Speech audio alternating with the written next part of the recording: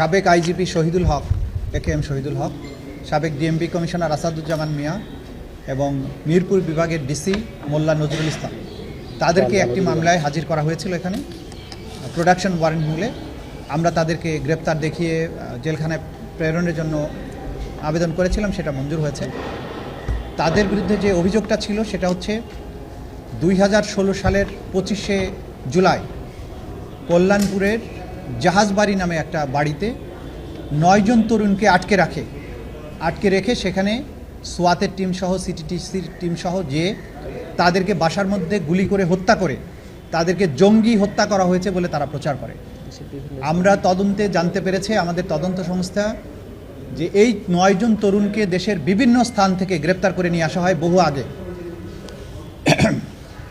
এবং অনেকেই ডিবি হেফাজতে ছিলেন 2 মাস ধরে 3 মাস ধরে। সেইখান থেকে তাদেরকে ধরে নিয়ে রাতের বেলা ওই বাসার মধ্যে জড়ো করা হয়। জড়ো করার পরে রাতের বেলা হঠাৎ করে ব্লক রেইডের কথা বলে সেইখানে সবাই হাজির হয়ে যান, পুলিশের ঊর্ধ্বতন কর্মকর্তারা, এবং তাদেরকে সেখানে ঢুকে সেই লোকদেরকে গুলি করে হত্যা করে জঙ্গিদেরকে হত্যা করা হয়েছে মর্মে তারা প্রচার করে। সেই সময়ে তাদের এই জঙ্গি নাটকগুলো একটা নিত্য নৈমিত্তিক ব্যাপার হয়ে দাঁড়িয়েছিল। যারা ইসলামিক ভাবাপন্ন জনগোষ্ঠী বাংলাদেশের, তাদের মধ্যে প্রকৃত অপরাধী কেউ থাকতেও পারে, সেটা ভিন্ন কথা, কিন্তু সাধারণভাবে একটা ভয়ের সংস্কৃতি চালু করার জন্যে যারাই একটু ইসলামিক ভাবধারার মধ্যে ছিল তাদেরকে এইভাবে জঙ্গি নাম দিয়ে ধরে নিয়ে গিয়ে বিভিন্ন জায়গায় হত্যা করে। তার আগে ক্রসফায়ারের নামে যে বিচার বহির্ভূত হত্যাকাণ্ডগুলো চালু ছিল সেইখান থেকে তারা সমালোচনার মুখে এক ধাপ সরে এসে বিভিন্ন বাড়িতে লোকদেরকে আটকে রেখে হত্যা করে তারা জঙ্গি সেখানে জড়ো হয়েছিল এই মর্মে তারা প্রচার করে, এবং এই ধরনের অনেকগুলো ঘটনার সাক্ষ্য প্রমাণ এই তদন্ত সংস্থা হাতে এসেছে। তারই একটি অংশ ছিল এই জাহাজবাড়ি হত্যাকাণ্ড। এই তরুণদের আত্মীয় স্বজনকে এতটা ভয় দেখানো হয়েছিল যে তাদেরকে হত্যা করার পরে তাদের মৃতদেহগুলোকে গ্রহণ করার জন্য পরিবারের কেউ আসেনি। বলা হয়েছে যে তারা পরিবার তাকে ঘৃণা করে সেজন্য আসেনি, কিন্তু তদন্ত সংস্থা যেটা জানতে পেরেছে যে তাদেরকে ভয় দেখানো হয়েছিল এবং একটা ঘৃণার সংস্কৃতি চালু করার জন্য, যে এই মানুষগুলোকে বিচার বহির্ভূতভাবে হত্যা করা সত্ত্বেও তাদের প্রতি মানুষ যাতে সিম্পাথাইজড হতে না পারে সেজন্য বলা হয়েছিল যে তাদের পরিবার তাদেরকে ঘৃণা করে। তদন্ত সংস্থা এগুলো তদন্ত করে তার সাক্ষ্য প্রমাণাদি পেয়েছেন, এবং এই আইজিপি শহীদুল হক সহ আসাদুজ্জামান মিয়া তারা নিজেরা সেখানে ঘটনাস্থলে উপস্থিত ছিলেন। তাদের নির্দেশনায় পরিকল্পনায় এই জঘন্যতম হত্যাকাণ্ডটি বাস্তবায়ন হয়, এবং এই ধরনের জঙ্গি নাটক সাজিয়ে মানুষকে হত্যা করার তারা একটা কালচারে পরিণত করেছিলেন, এবং সেই কালচারের ধারাবাহিকতায় বাংলাদেশের বিভিন্ন জায়গায় অনেকগুলো ঘটনা এরকম ঘটেছে। সে কারণে এটা একটা মানবতা বিরোধী অপরাধ হিসাবে গণ্য করে এর বিরুদ্ধে তদন্ত শুরু হয়েছে। তদন্তর প্রক্রিয়ার কাজ চলছে, অনেক সাক্ষী আমরা ইতিমধ্যে পেয়েছি। আগামী কত তারিখ, 7ই মে তারিখে এটা পরবর্তী তারিখ ধার্য করা হয়েছে। এর বাইরে আরও 2টো মামলা ছিল।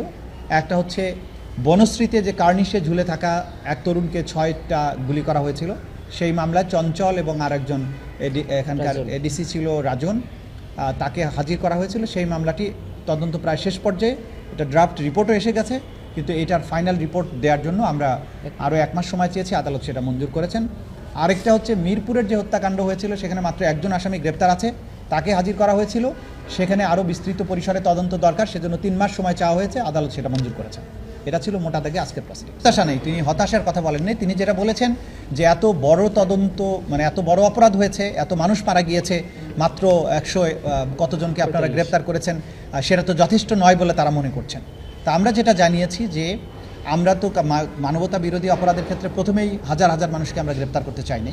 আমরা তদন্তের মাধ্যমে প্রথমে তো মাস্টার মাইন্ডদেরকে বের করার চেষ্টা করছি, এবং সরাসরি যারা সম্পৃক্ত গ্রাউন্ডে ছিল সেগুলোকে আগে আইডেন্টিফাই করা হচ্ছে, এবং ক্রমান্বয়ে এর সাথে যারা জড়িত ছিলেন তাদেরকে আইডেন্টিফাই করা হবে।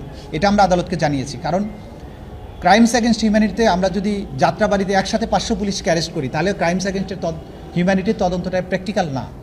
আমাদেরকে আগে মাস্টার মাইন্ডদেরকে বের করতে হবে, তারপরে যারা গ্রাউন্ডের দায়িত্ব প্রাপ্ত ছিল, যারা মেইনলি অফেন্সগুলো করেছে সেগুলোকে আমরা ধরবো।